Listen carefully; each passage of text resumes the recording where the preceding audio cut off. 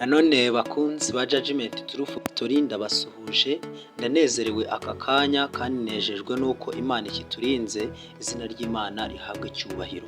Njyewe amazina nitwa Urinzwe n'Imana Faustin, nkaba ndi kubabwira ngo nuko mugende nk'ababwenge mwe kutagira ubwenge, kugira ngo mubashe gusohoza gukiranuka kose. Aba banyabwenge se ni abahe? Yobu 28:28.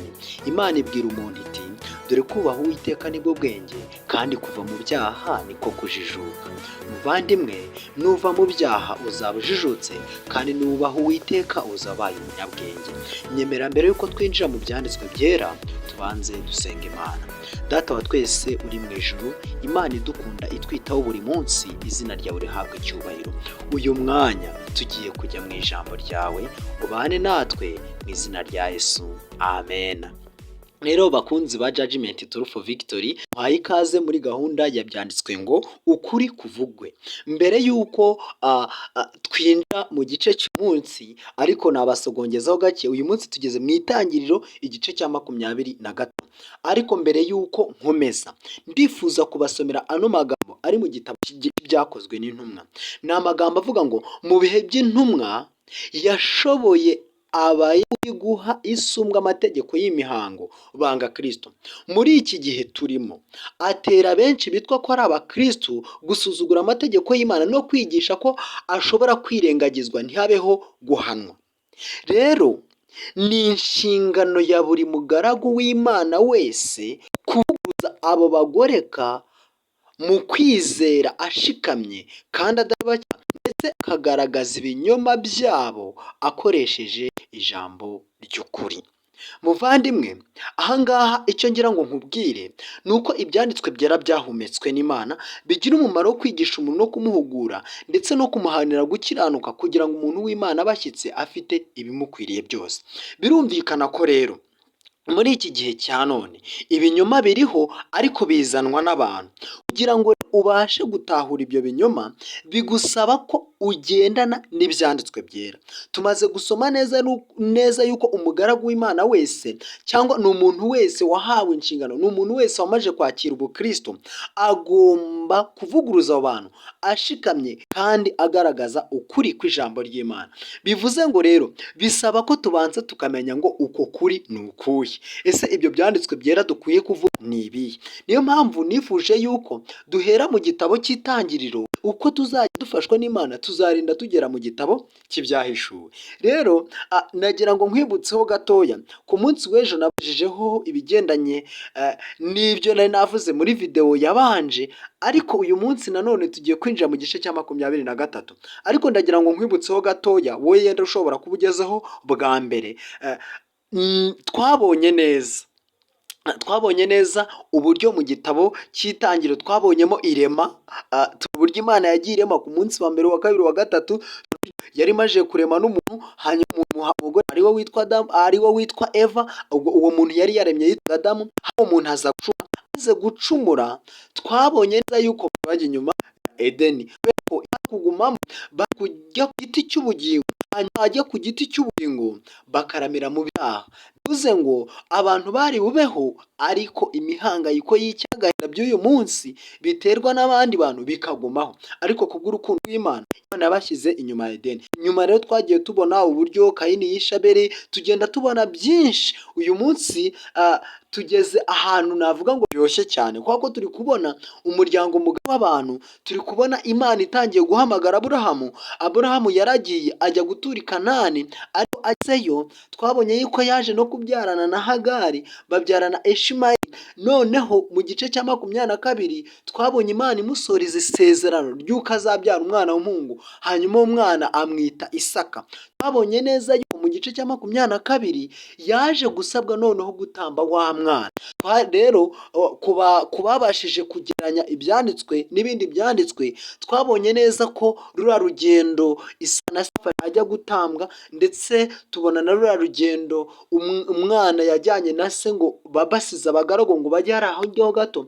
Biriya byose bigereranya n'ubundi buryo Yesu yavuganye na Data, hanyuma akemera kwitanga ndetse na data akemera kwiyambura umwana w'ikinege. Ibyo rero ni ubwiru bukomeye cyane kubera ko ntabwo twabasha kubishyikira, ariko twebwe tuzagenda tubijyamo bizarushaho kugenda bidusobanurira. Rero twabonye Imana yahaye Aburahamu isezerano rikomeye, iramubwira ngo azaba sekuruza w'amahanga ndetse n'abazaragwa iby'agakiza bazakomoka kuri Aburahamu. Rero ubwo bivuze ngo uyu munsi tugiye mu gice cya 23. Mbese urumva hari kuvuga ngo iki? Ariko mu gice cya 23 ku murongo wa mbere tugera ku murongo wa 20, niyo mirongo yonyine irimo. Sara arapfa, Aburahamu agura ubuvumo bwo kumuhambamo. Ahangaha mu gice cya 23 turakubona Sara apfa, hanyuma Aburahamu agura ubuvumo bwo kumuhambamo cyangwa kumushyinguramo. Nyemerera dusome. Sara yaramye imyaka 127. Iyo niyo myaka Sara yaramye. Sara apfira i Kiriatariba ariho Heburoni mu gihugu cy'i Kanani. Aburahamu aza kubonera Sara amuririra. Umurongo wa 3. Aburahamu arahaguruka ava ku ntumbi ye abwira Abaheti ati, umurongo wa 4, ndi umushyitsi n'umusure muri mwe, mumpe gakondo yo guhambamo, mpabe umupfu wanjye mwivane mu maso. Umurongo wa 5. Abaheti basubiza Aburahamu bati, umurongo wa 6, databuja utwumve, uri umuntu ukomeye cyane muri twe, uhambe umupfu wawe mu mva yacu uri buhitemo muri zose, ntawe muri twe uri bukwime imva ye ngo we guhambamo umupfu wawe. Umurongo wa 7. Aburahamu arahaguruka yikubita imbere ya bene gihugu, nibo Baheti. Umurongo wa 8.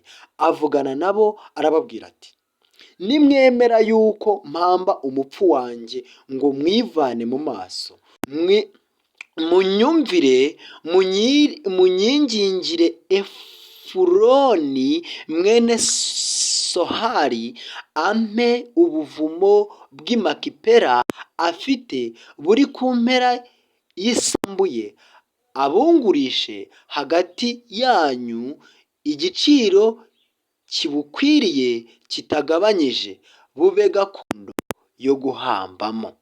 Efuroni yari yicaye hagati mu Baheti.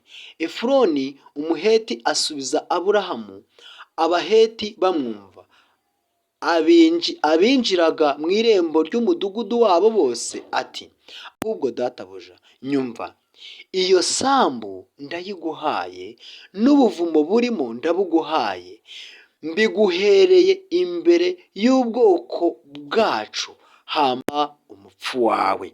Umurongo wa 12. Aburahamu yikubita imbere ya bene gihugu abwira Efuroni, bene gihugu bamwumva ati, ndakwinginze nyumvira, ndakwishyura igiciro cy'iyo sambu, cyemere nkiguhe mpambemo umupfu wanjye. Umurongo wa 14. Efuroni asubiza Aburahamu ati, databuja nyumvira, agasambu kaguze shekeli 400 n'ifeza kanteranya nawe, nuko hamba umupfu wawe. Umurongo wa 16. Aburahamu yumvira Efuroni, agerera Efuroni ifeza avuze. Abaheti bamwumva, shekeli 400 z'ifeza zemerwa n'abagenzi.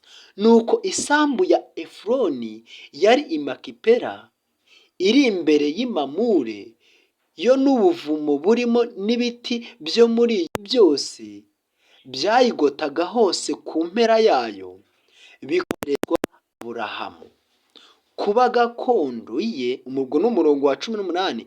Kuba gakondo ye imbere y'Abaheti, imbere y'abinjiraga mu irembo ry'umudugudu wabo bose. Umurongo wa 19.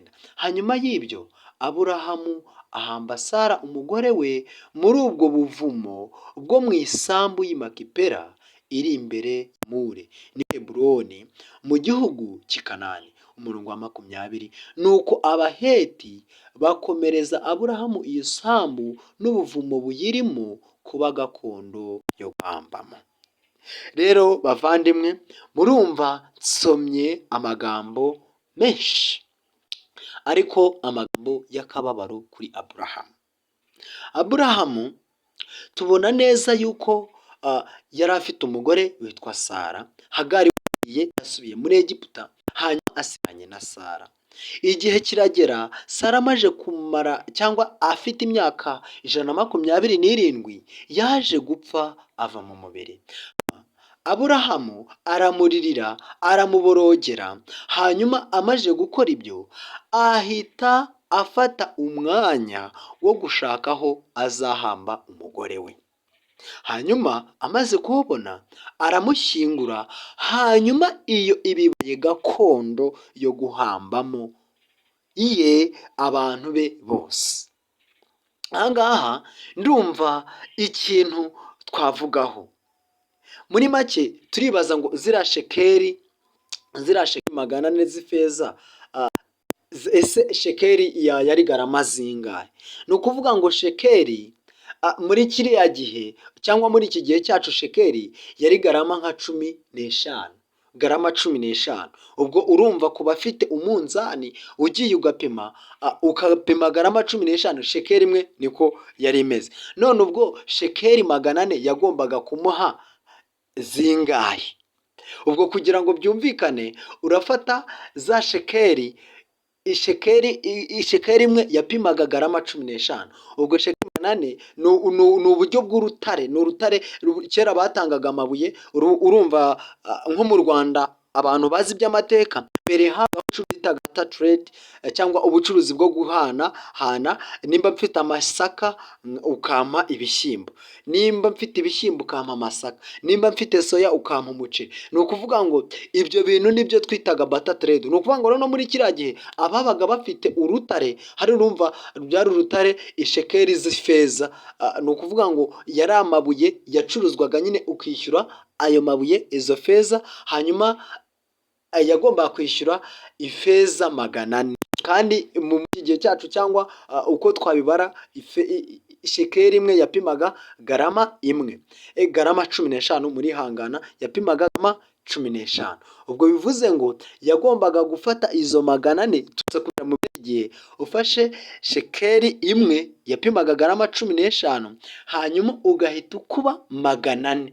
Ubwo urumva shekeri yagombaga kwishyura uburemere bwazo. Rero Aburahamu yari amajije gutakaza umugore we apfuye. Hanyuma ubwo ngubwo tugiye kuzareba ibindi bikurikiyeho. Ubwo muri make nababwiye ko turi kugenda tureba dusoma Bibiliya kugira ngo tugende, ese mu gice cya 24 twazirikanyemo kuvuka kwa Isaka, tuzirikanamo igihe Aburahamu yari agiye kumutamba.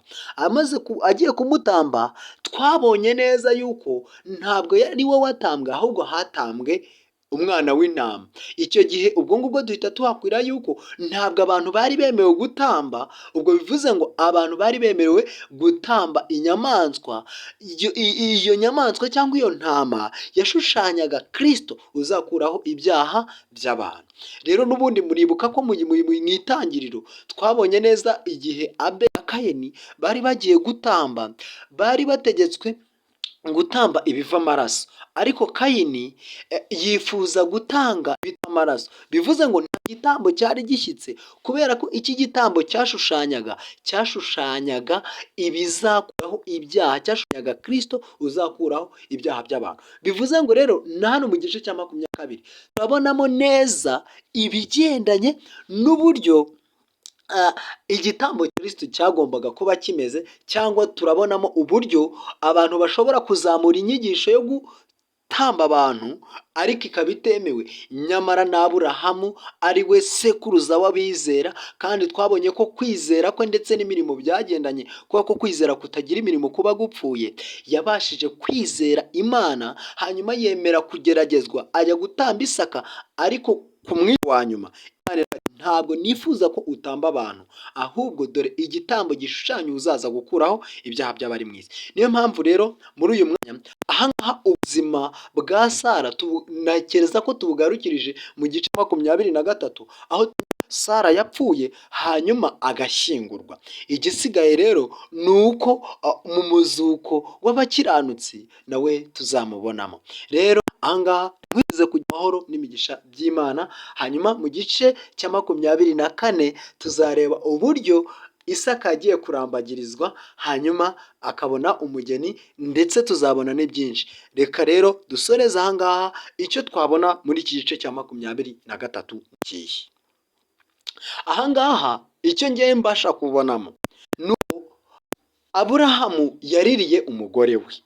Kuririra abapfuye ntabwo bibujijwe, ahubwo tugomba kubaririra hanyuma tukibuka rya sezerano. Pawulo yabibwiye Abanyakorinto arababwira ati ubwo uyu mubiri uzambikwa kutabora n'uyu ukambikwa kudapfa, nibwo hazasohora rya jambo ngo urupfu rumizwa no kunesha. Ibyo bintu bizaba ryari? Ibyo bintu bizaba igihe Yesu yavugiye muri Yohana igice cya 11 ku murongo wa 25, aravuga ngo unyizera naho yaba yarapfuye azasukira ubugingo buhoraho. Bivuze ngo nitwizera Kristo, ubugingo bwacu buzaba buhishe mu rero Kristo azaza atuzure. Tugomba kubaririra kubera inshingano bari badufiteho, kubera akamaro bari batumariye, ariko nanone tugahita tugira ibindi byiringiro biri hakurya y'igitiro, tukongera tukagira ibyiringiro by'uko Kristo azagaruka atujyana akatuvana mu bapfuye. Ikindi ndi kubonamo ni uko amarimbi aremewe, sibyo? Ngandika muri comment, amarimbi aremewe. Ni ukuvuga ko ubuvumo bwo guhambamo abantu, navuga ngo buriya buvumo twabugeranya n'irimbi. Bivuze ngo rero gushyingura biremewe, kandi ugashyingura umuntu wawe ukamuririra bikarangira. Rero nyemerera dukomeze tugire ibyo byiringiro, nubwo abantu bapfa twiringire yuko tugomba kwiringira umwami wacu, kubera ko ijambo ry'Imana rivuga ngo hahirwa abapfa bapfiriye mu mwami. Reka nkwifurize kuzasinzira dusinzire muri Kristo, maze ubwo azaba agarutse tuzabana mu bwami bwo mu ijuru. Nibyo nagusabira nanjye nisabira mu izina rya Yesu, amen. Nyemerera dusenga Imana. Data wa twese uri mu ijuru, turagushimye turaguhimbaje, izina ryawe rihabwe icyubahiro. Tugushimiye yuko usize kuri isi kugira ngo inshingano waduhaye tuzazisohoze. Uduhe kumenya neza izo nshingano, kandi iyo nshingano ibe iyo kugukiriza imitima. Abana bawe bateze amatwi iki cyigisho, mbasabiye umugisha wawe, kandi ukomeze kutubera byose ndetse no kutuyobora. Byose mbisabye nizeye mu izina rya Yesu, amen. Rero bakunzi ba Judgment Truth Victory, ndanezerewe nanone. Imana ishimwe kuba tugeze ku musozo, kandi Imana ishimwe kuba hari icyo ibashije kutwigisha, kandi ibashije kutwungura mu bitekerezo byacu. Niba nawe hari inyunganizi ugize cyangwa igitekerezo, wakandika muri komenti hanyuma ukatwunganira. Hanyuma waba wagize ikibazo nabwo ukandika muri komenti, nabyo dushobora kubibona, hanyuma tukarushaho kubanya ndetse no kungurana byinshi muri iki gice cya 23 mu gitabo cy'Itangiriro. Ikindi nakurarikira gukora subscribe ni ingenzi, kubera ko icya mbere bituma ibiganiro dutegura iyo tubigejejeho wowe ubwawe uhita ubibona mbere y'abandi. Ikindi ni uko natwe tubona ngo abantu turi kubwira ni bande, ese abantu turi kubwira turi kubabona. Ni uko rero kubabona ni uko muba mwakoze subscribe, icyo ni cyo cya mbere nanone cy'ingenzi. Ikindi ni uko tubona views, ariko muri make umugambi ni ukugira ngo imitima yacu irusheho kwegerezwa Imana. Hanyuma ntaragera ku musozo, hari amagambo nifuza kuganiriza ababyeyi. Ni amagambo ari mu gitabo, ni igitabo cy'inama zigirwa itorero, ni igitabo cy'itorero ry'Abadiventiste umunsi wa karindwi, kuri paje y'115. Ndimo ndagira ngo ababyeyi bayatega amatwi, hanyuma ku musozo w'uru rugendo njye namwe zabe mu bwami bwo mu ijuru. Rero mwumve aha, babyeyi niba mushaka kwigisha abana banyu gukorera Imana no gukora ibyiza mu isi, mujye mugira Bibiliya igitabo cyo kwishingikirizamo. Babyeyi, niba mushaka kwigisha abana banyu gukorera Imana no gukora ibyiza mu isi, mugire Bibiliya igitabo cyo kwigishirizamo. Igaragaza uburiganya bwa Satani, niyo mwigisha ukomeye w'abantu. Irahana kandi ikosora imico mibi. Ni igipimo kitubashisha gutandukanya igikwiriye n'ikidakwiriye. Ikintu cyose cyigishirizwa imuhira cyangwa mu ishuri, Bibiliya niyo ikwiriye guhagarara ari umwigisha ukomeye wa mbere. Iyo Bibiliya ihawe uwo mwanya, Imana ihabwa icyubahiro, kandi Imana izagufasha mu guhindura abana bawe. Muri icyo gihe kera harimo ikirombe cy'ubutunzi bw'ukuri n'ubwiza, kandi ababyeyi nibo bazacirwaho iteka nibadakundisha abana babo cyane icyo gitabo. Uyu ni umuburo nagira ngo mpe ababyeyi, kandi namwiha kugira ngo mu gihe gikwiriye, nanjye igihe nzaba mfite abo ndera cyangwa abanjye, nzabashe kubakundisha iki gitabo. Imana iduhe kugikunda kandi duhe gukosora imico yacu, mu izina rya Yesu, amen.